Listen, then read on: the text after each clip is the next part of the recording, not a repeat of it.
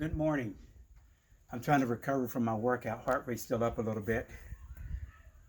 I planked this morning for 10 minutes almost. I want to challenge myself, so I have a challenge for you today. Okay, this is a board today. I'm going to explain this in detail because this is going to challenge you a little bit. Okay, so make sure you warm up really good. Today, you have a series of walking, sprinting, and running and working your core. So if you can't sprint, you have problems with running, just do the best that you can. Sprint as fast as you can, or you can walk. But between the walking and the running, you can run at your own pace. So work your way through this and just work at your own pace. Some people, their joints are younger and some are older, and some have different injuries. But at the same time, just take your time and just walk through this.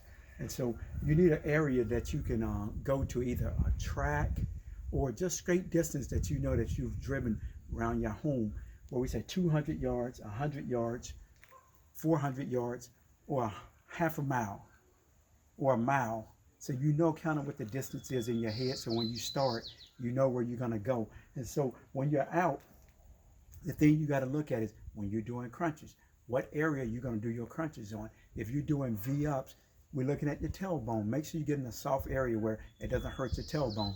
And if you're doing some of the other stuff, just get in the right place where you don't hurt your elbows or your back or anything. So let's get started.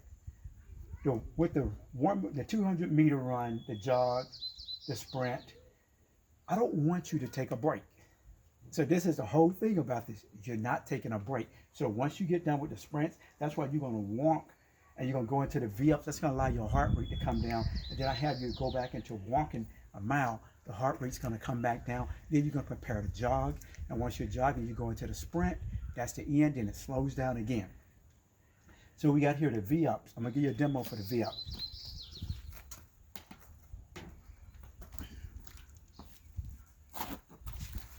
So the V-ups, just so you can bring your hands above your head, straighten legs out, and we're coming up. If you have problems with getting up, come up and sit up and balance yourself off your glutes. Once you balance off your glutes, you know where your legs need to come up in proportion to your arms. Next core exercise, we got the bicycle 1 minute.